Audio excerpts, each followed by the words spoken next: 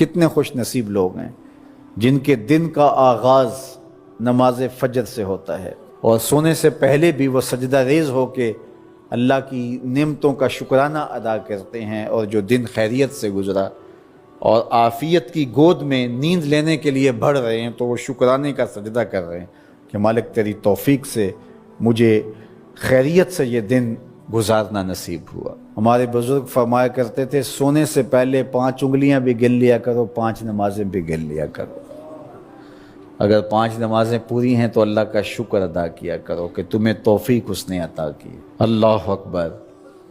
حضور علیہ السلام نے کچھ لوگوں کو دیکھا معراج کی شب کہ ان کے سر پتھروں سے کوٹے جا رہے ہیں، کچلے جانے کے بعد پھر دوبارہ سر صحیح کر دیے جاتے ہیں، پھر پتھروں سے ان کے سر کوٹے جاتے ہیں، ریزہ ریزہ ہو جاتے ہیں، پھر دوبارہ ان کے سر صحیح کر دیے جاتے ہیں۔ جبریل امین نے کہا حضور یہ آپ کی امت کے وہ لوگ ہیں جو نماز میں کاہلی کیا کرتے تھے، نماز میں سستی کیا کرتے تھے، نمازوں پر بوجھ تھا کہ یہ وقت ہو گیا ہے اب پڑھنی پڑے گی، دیر کرتے رہتے، پہلے پڑھنا ہی نہیں چاہتے تھے، اگر پڑھنی پڑھ بھی جاتی تو پھر نماز کی وجہ سے ان کے سر بوجھل رہتے تھے، آج ان کے وہ سر کوٹے جائیں گے۔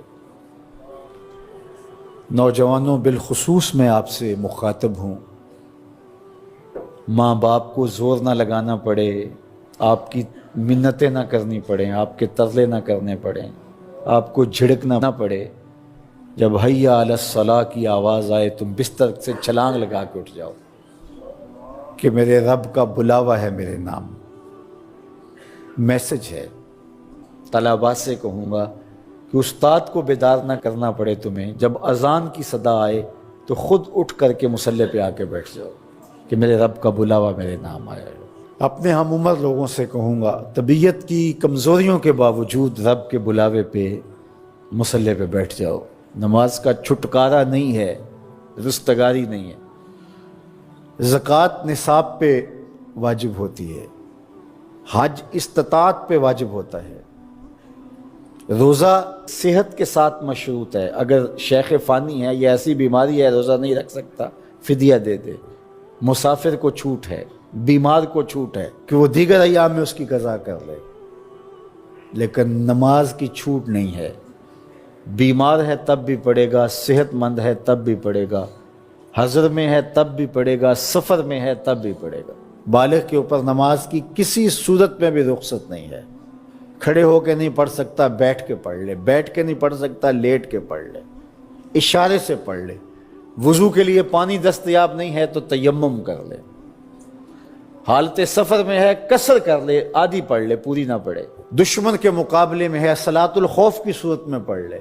یہ نماز کا مسئلہ ہے، اتنی اہم نماز ہے۔ تو جن کے سر بوجھل رہے نماز سے، سردیوں میں ہوتا ہے اوپر نیچے نمازیں آ رہی ہوتی ہیں، ابھی عصر پڑھ کے گھر پہنچے تو پھر مغرب کی آ گئی، مغرب گھر کے پہنچے تو پھر عشاء کی آ گئی، تو کئی لوگ کہتے ہیں اے تو مولویاں نے آت چکی ایک، ابھی تو پڑھ کے آئے ہیں۔ تو کیوں شوق نہیں ہے تمہیں؟ ایک نماز کے بعد وہیں بیٹھ کے دوسری نماز کے انتظار میں مسجد میں قیام کرنے والا، اللہ اکبر، فرشتے ناز برداریاں کرتے ہیں۔ مسجد میں صحابہ بیٹھ جاتے ہیں، ایک نماز پڑھی اب دوسری پڑھ کے جائیں گے، دوسری پڑھی تو اب تیسری پڑھ کے جائیں گے، اور جب نماز کا وقت آتا تو وہ انتظار کرتے کہ ابھی تک اذان نہیں ہوئی۔ اور حضور جب حضرت بلال حبشی رضی اللہ تعالی عنہ کو اذان کے لیے کہتے تو کہتے ارحنا یا بلال، بلال اٹھو ہمارے دل کو راحت پہنچاؤ۔